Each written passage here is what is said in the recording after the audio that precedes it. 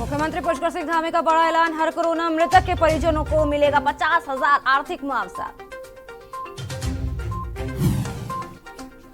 महान क्रांतिकारी और स्वतंत्रता संग्राम सेनानी लाला हरदयाल जी की जयंती आज, सीएम धामी ने ट्वीट कर किया नमन।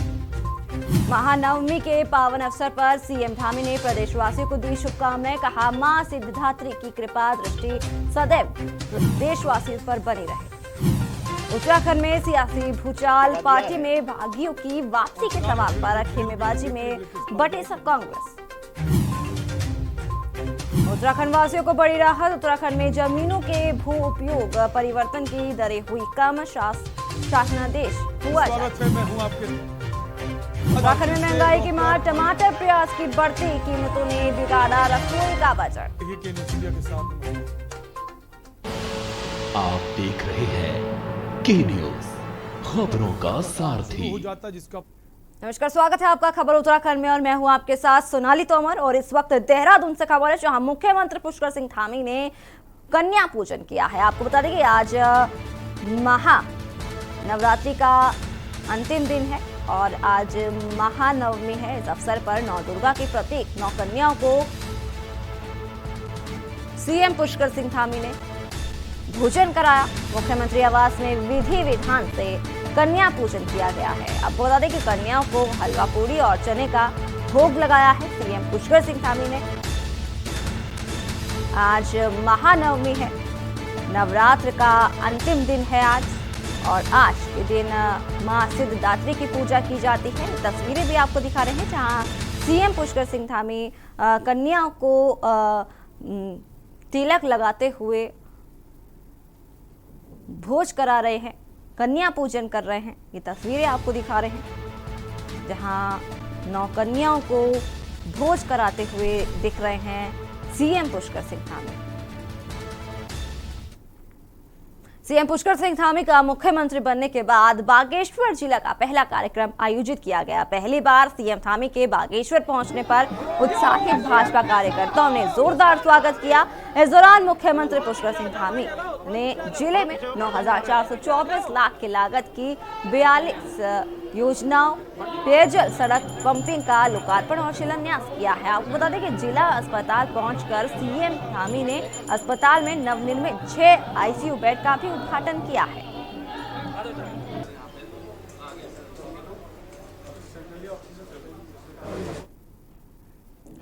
उत्तराखंड की खबरों का रुख करेंगे, लेकिन उससे पहले सीएम योगी आदित्यनाथ कन्या पूजन के बाद क्या कुछ कह रहे हैं सुनेंगे। लेकिन उससे पहले आपको बता दें कि सीएम योगी आदित्यनाथ ने आज कन्या पूजन किया। आज नवरात्रि का अंतिम दिन है। इस अवसर पर सीएम योगी आदित्यनाथ ने कन्या पूजन किया है। तस्वीरों के माध्यम से भी आपको दिखा रहे हैं जहां सीएम योगी आदित्यनाथ ने कन्या पूजन किया है। आज मां सिद्धिदात्री की पूजा होती है। ये तस्वीरें आपको दिखा रहे हैं।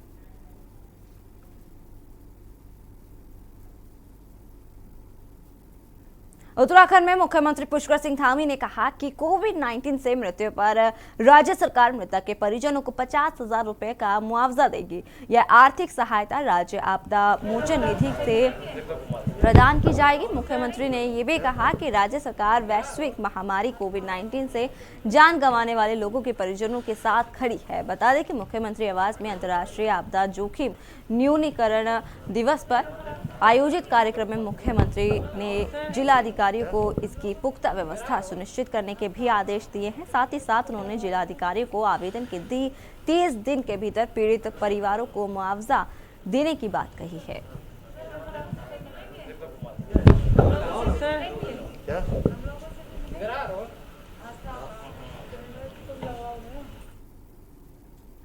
खबर काशीपुर से है जहां जिले स्तर पर बढ़ते नशे की रोकथाम और उससे जुड़े लोगों की धरपकड़ के लिए पुलिस द्वारा अभियान चलाया जा रहा है। पुलिस टीम के द्वारा नशे के कारोबार में लिप्त लोगों की छानबीन करते हुए मुखबिर की सूचना पर अभियुक्त अमरनाथ से 1 किलो 250 ग्राम चरस के साथ गिरफ्तार किया है। अभियुक्त वर्तमान में फरिंदा का जिला पंचायत सदस्य है। आपको बता दें कि नैनीताल घूमने के लिए आ रहा था, जिसके बाद ये बड़ी कार्रवाई की गई।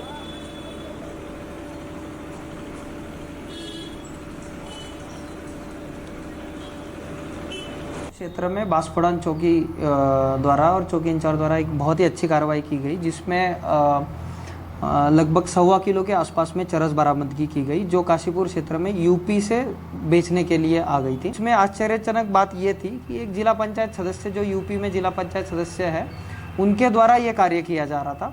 तो और जो भी व्यक्ति काशीपुर क्षेत्र में या हमारे जनपद में अन्य राज्यों से अगर कोई अवैध स्मैक या चरस बेचने की कोशिश। खबर काशीपुर से है, जहां शराब के सेल्समैन से हुई लूट का एसओजी प्रभारी रविंद्र बिष्ट ने टीम के साथ खुलासा किया है। खुलासा करते हुए 2 आरोपियों को 21,000 की नकदी, 2 तमंचे और घटना में प्रयुक्त मोटरसाइकिल के साथ गिरफ्तार कर जेल भेज दिया है। वहीं तत्काल पुलिस द्वारा की गई कार्रवाई में डीआईजी कमाऊ ने पुलिस टीम को बधाई दी है।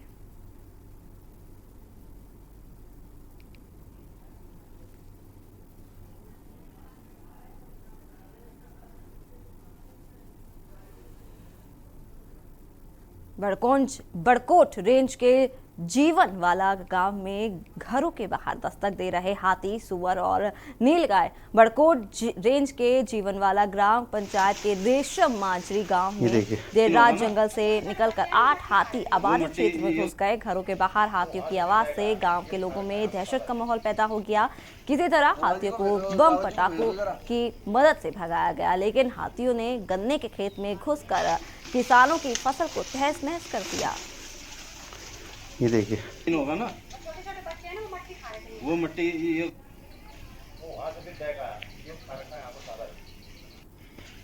तो इन्होंने झटका मारा, हाथी अंदर घुस गए, बाउंड्री के अंदर घुस गए। फिर एक बच्चे थे, काफी थे, तो बच्चा जैसे चिल्लाया, तब जो इसमें ट्यूबवेल में रहते थे उन्हें तब पता चला कि हाथी आ रखे। फिर उन्होंने देखा 8 हाथी बच्चों सहित 8 के लगभग थे। फिर इन्होंने अंदर घुस गए। इन्होंने, हम बोले तो हमें ना क्या पता हमला कर दें, खतरा। खबर काशीपुर से है, जहां दीवार बनाने और तोड़ने को लेकर 2 पक्षों में विवाद हो गया। पूरा मामला जब एसडीएम के पास पहुंचा तो एसडीएम आकांक्षा वर्मा ने दोनों पक्षों की बात को सुनकर निष्पक्ष रूप से मामले को शांत कराते हुए तहसील के 4 सदस्यों की टीम की मौजूदगी में ध्वस्तीकरण और निर्माण कार्य को टेक्निकल रूप से कार्य करने के निर्देश दिए हैं। आपको बता दें कि जिससे पूरे मामले को लेकर जो विवाद हुआ था वो थम गया। बता दें कि प्रशासन की सूझबूझ से बड़ी घटना होने से रुक गई।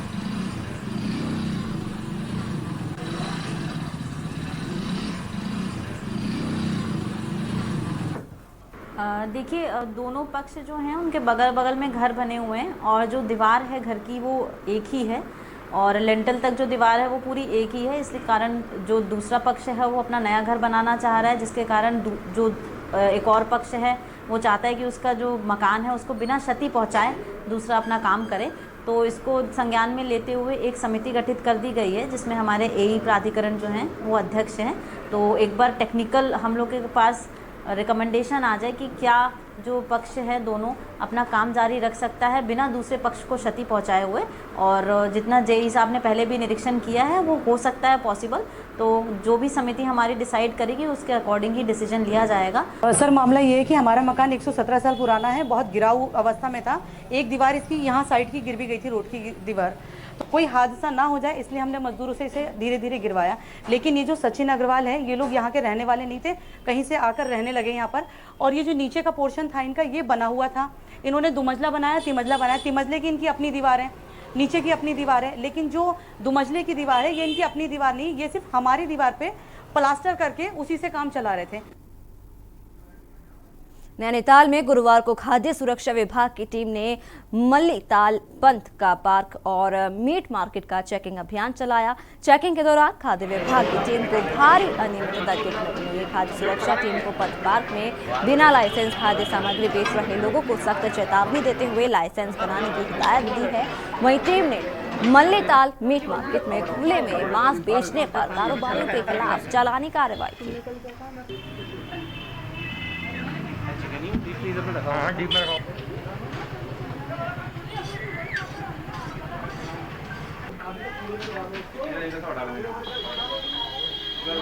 नैनीताल का था हमारा, तो कुछ शिकायतें भी थी कि नीचे पंथ पार्क में कुछ शिकायतें थी, कुछ अंडा मार्केट के साइड में था। तो नीचे पंथ मार्केट और ये अंडा मार्केट में थोड़ा आज इंस्पेक्शन किया है। पंथ मार्केट में जो हॉकर्स हैं उनका इंस्पेक्शन किया है, जहाँ कमियां मिली हैं उनको नोटिस दिया जा रहा है और बाद में उनके खिलाफ कार्रवाई की जाएगी। कांग्रेस के पूर्व विधायक और प्रदेश अनुसूचित जाति संगठन के अध्यक्ष राजकुमार ने पत्रकारों से बातचीत में कहा कि भाजपा की सरकार प्रदेश की मलिन बस्तियों में छापेमारी कर वहां रहने वालों का उत्पीड़न कर रही है, जिसके कारण लोगों में भय व्याप्त हो रहा है। एक और सरकार कहती है कि कोई बस्ती उजाड़ी नहीं जाएगी, वहीं दूसरी ओर उनका छापेमारी कर उत्पीड़न कर रही है। और उन्होंने कहा कि भाजपा को चुनाव के वक्त ही जनता की याद आती है और अब जबकि चुनाव तो 2 महीने का समय रह गया है, लगातार घोषणाएं कर रही है सरकार, वहीं ईमानदार होती तो 4.5 साल पहले क्यों नहीं किया। विनोद सेमवाल जी, मेरे महासचिव राजीव भाई भली भांति परिचित हैं, हमारे सम्मानित भाई आरुषि जी जो हमारी यूथ की पार्टी की आइडियोलॉजी है उसके अकॉर्डिंग हमारे यहाँ मन की बात थोपी नहीं जाती, मन की बात सुनी जाती है। तो उसी को रखते हुए हमने जो है ये डिबेट कंपटीशन हम लोग ऑर्गेनाइज करा रहे हैं। राष्ट्रीय स्तर पे ये भाषण प्रतियोगिता कराई जाएगी। तो इसका जो है हर एक ज़िले में हम लोग जो है इसका हर एक ज़िले में इसका कार्यक्रम करा रहे हैं। तो ये 17 अक्टूबर को हमने देहरादून के कांग्रेस भवन में ये कार्यक्रम रखा है, जिसमें जो भी युवा हैं अंडर 35 एज ग्रुप के लोग हैं वो अपने मन की बात जो रखना चाहते हैं बिल्कुल इस ओर ध्यान नहीं दे रही है, अपने वादों से बिल्कुल विफल हो रही है, फेल हो रही है। तो हम लोगों ने उनको याद दिलाने के लगातार हम प्रयास करते रहते हैं और जगह जगह जाके जो अनुसूचित जाति की योजनाएं उन्होंने बंद कर दी हैं, जैसे मालिकाना हक देने का वादा किया था, इसके साथ साथ जो अनुसूचित जाति की योजनाएं थी, एक घर में 2 पेंसिल देना या मलिन बस्तियों में विकास कार्य करना या वहाँ पर रोजगार देना। गुवाहाटी में शहीद हुए ग्राम धनोरी के जवान सुनीत कुमार सैनी का पार्थिव शरीर गुरुवार हरिद्वार लाया जाएगा। अपने लाडले के अंतिम दर्शन के इंतजार में पूरा गांव पहले पार्थिव शरीर को उनके पैतृक गांव लाया जाएगा, जहां आम जनता को कराए जाएंगे अपने लाडले के दर्शन। शव को लेकर पूरे सैन्य सम्मान के साथ खड़गड़ी स्थित शमशान घाट में अंतिम संस्कार किया जाएगा।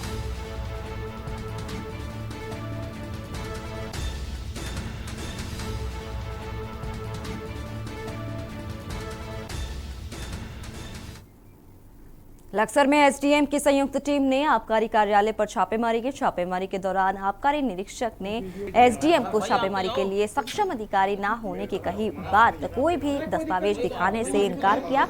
लक्सर आबकारी निरीक्षक ने एसडीएम को कार्यालय से बाहर निकालकर ताला लगाकर मौके से फरार हो गए। लक्सर एसडीएम ने अनुशासनहीनता मानते हुए आबकारी निरीक्षक के खिलाफ विभागीय कार्रवाई की बात कही है। हमारे मुआयना कर सकते हैं, लेकिन पहले सूचना देनी पड़ेगी। अचानक से अभी आ रहे हैं 4:55 हो गया। बिल्कुल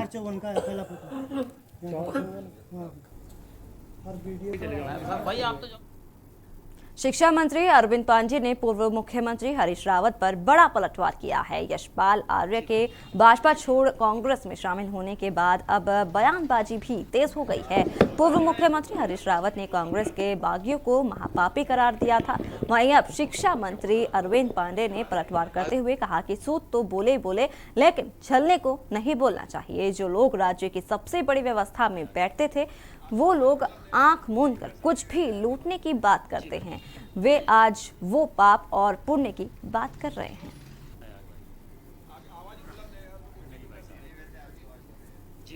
ये बात कहना चाहूंगा भाई साहब आपसे कि सूप तो बोले बोले, छलनियों को नहीं बोलना चाहिए। जो लोग इस प्रदेश की बहुत बड़ी व्यवस्था में बैठ के बोलते थे कि मैं अपनी आंखें मूंद लूंगा, मैं अपनी आंखों को बंद कर लूंगा, जिसको जो लूटना लूट ले, ऐसा आदमी क्या किसी को पुण्य और क्या किसी को पाप बोलेगा।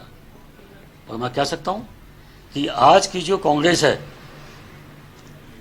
पूरी कांग्रेस ये भ्रष्टाचारी, देशद्रोही और पापियों का एक प्लेटफॉर्म है। और यहाँ रुकेंगे छोटे से ब्रेक के लिए, जल्द हाजिर होंगे।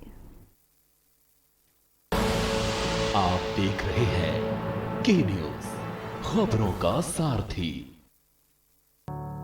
कोरोना के मुश्किल समय में अपनों को खोने का गम क्या होता है, ये इन आंखों से समझा जा सकता है। बच्चों को वहां पे जब फोन आया तो मैं वही बड़े भैया के पास गया। मैंने भैया ऐसा हो गया, तो भैया भी एकदम से चिल्लाए क्या हो गया। तो बच्चे वहीं थे सामने।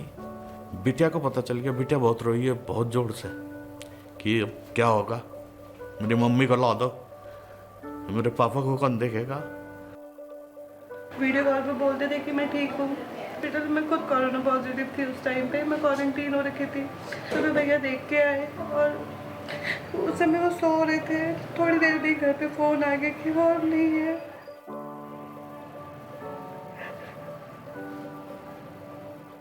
अभी मम्मी को ढूंढती है तो घुमाने ले जाती हो कि दिन रात ऐसी बोलती मम्मी कहाँ है, मम्मी कहाँ है। सोते समय भी कहती थी कि यहाँ पे मम्मी सोती थी। रास्ते में ले जाता हूँ तो कहते हैं यहाँ पे मम्मी, हर पूरे कॉलोनी के चक्कर कटाती है कि इस रास्ते चलो, इस रास्ते चलो।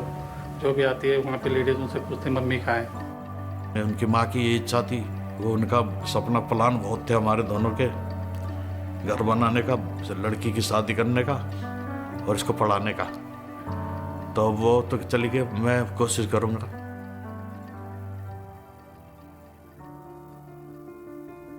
कोरोना काल में अपनों को खोने के बाद जब सामने पहाड़ सी जिंदगी जीने की चुनौती थी और साथ कोई नहीं था, उस मुश्किल वक्त में इन सभी का साथ देने के लिए उत्तराखंड सरकार ने शुरू की वात्सल्य योजना, जिसने आज इन चेहरों में एक आत्मविश्वास जगाया है कि वो अब अकेले नहीं हैं। उत्तराखंड सरकार का साथ उनके साथ है। तो ये कि वात्सल्य योजना से हमको ये बेनिफिट होगा, बच्चों के डायरेक्ट का कोई ट्यूशन फीस नहीं रुक रही है ना, और डायरेक्ट अकाउंट्स में हमें किसी के आगे जाना नहीं पड़ा।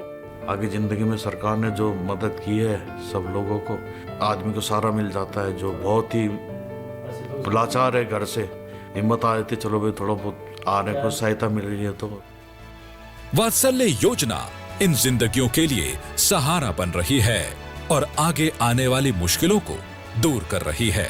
आज वात्सल्य योजना के सहारे कोरोना काल में अनाथ हुए इन बच्चों के जीने का आधार बन रही है उत्तराखंड सरकार। 1 मार्च 2020 से 31 मार्च 2022 तक कोविड-19 महामारी एवं अन्य बीमारियों से माता पिता एवं संरक्षक की मौत पर जन्म से 21 साल तक के प्रभावित बच्चों की देखभाल के लिए वात्सल्य योजना को उत्तराखंड सरकार द्वारा लागू किया गया है, जिसमें इस योजना के माध्यम से बच्चों को 3-3 हजार रुपए की आर्थिक सहायता डीबीटी यानी कि डायरेक्ट बेनिफिट ट्रांसफर के जरिए बैंक खातों में ट्रांसफर की जा रही है।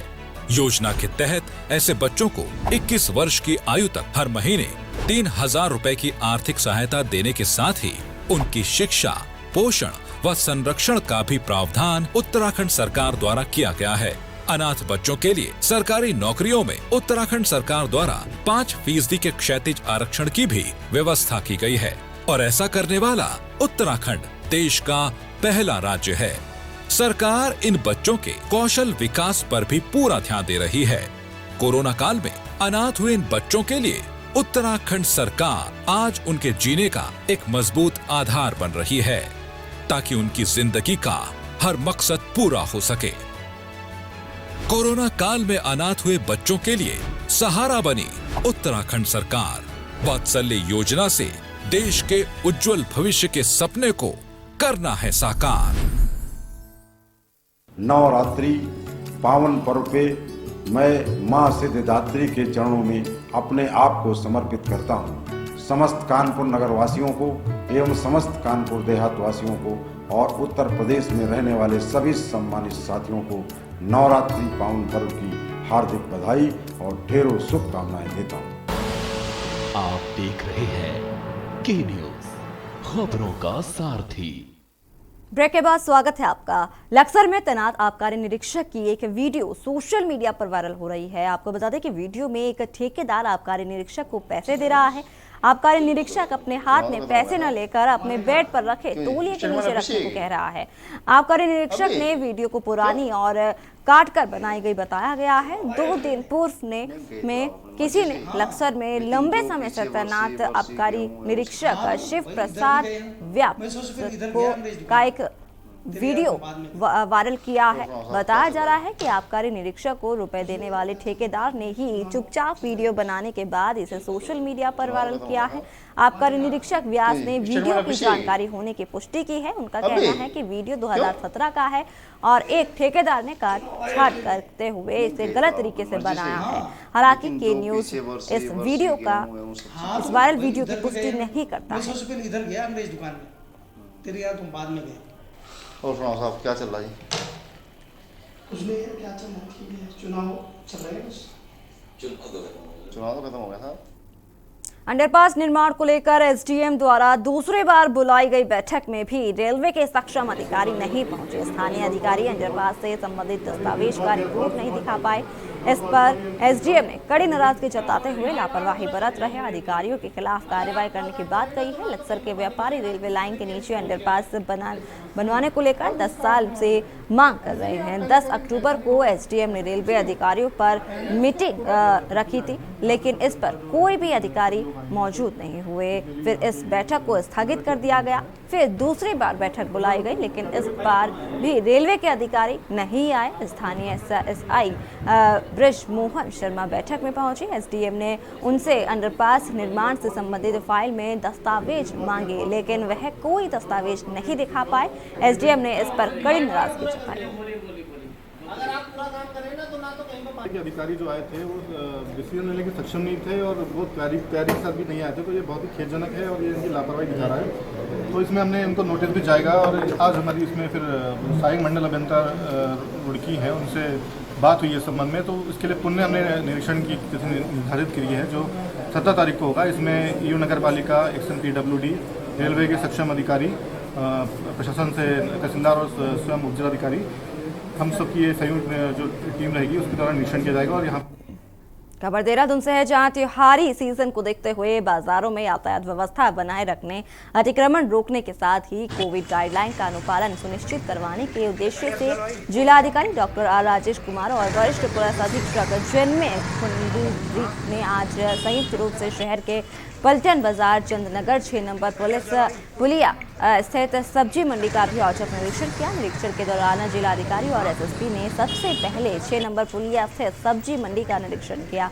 सब्जी विक्रेताओं द्वारा चिन्हित स्थानों के अतिरिक्त सड़कों पर सामान फैलाया गया था, जिस कारण यातायात में व्यवधान उत्पन्न हो रहा था, जिसे हटाया गया। देखिए, ये पुलिस और प्रशासन का कंबाइंड निरीक्षण हम लोग कर रहे हैं आज, और अभी जो है फेस्टिवल सीज़न भी शुरू हो गया है और फेस्टिवल सीज़न के साथ साथ जाम की स्थिति भी जो है ज़्यादा होती जा रही है। तो इसी के दृष्टिगत जो है मैंने और एसएसपी साहब ने आज डिसाइड किया हम लोग ऐसे स्ट्रेचेस का निरीक्षण करेंगे जहाँ पे जाम का भी प्रॉब्लम है और पार्किंग भी जो है इरेगुलर है। तो सुबह हम लोगों ने पुलिया नंबर 6 विजिट किया था, फिर पलटन बाज़ार भी होके आए और कोविड रेगुलेशंस की भी हिदायत दी हम लोगों ने पालन करने की। अभी हम ये वाला जो स्ट्रेच है चंदन नगर और कलेक्ट्रेट के आसपास, यहाँ पे भी काफ़ी ज़्यादा रेगुलर पार्किंग है और रोड पे भी जो है स्ट्रक्चर्स बिल्कुल खड़े हैं, जिसकी वजह से ट्रैफिक हमेशा बाधित रहती है और जनता भी काफ़ी परेशान रहती है। देखिए, बेसिकली त्यौहार का सीज़न भी है और लगातार शिकायतें ऐसी मिलती आ रही हैं कि रोड्स पर लोग ठेलियाँ लगा लेते हैं, अपने वाहन पार्क कर देते हैं, जिस कारण से ट्रैफिक का भी कंजेशन होता है और जाम की भी सिचुएशन आती है। तो आज मेरे द्वारा और डिस्ट्रिक्ट मजिस्ट्रेट के द्वारा एक स्थलीय निरीक्षण रखा गया, जिसमें कि हम एनक्रोचमेंट की ड्राइव चल रहे हैं। खबर उत्तराखंड में फिलहाल इतना ही। बाकी की तमाम खबरों को जानने के लिए आप देखते रहिए के न्यूज़ इंडिया।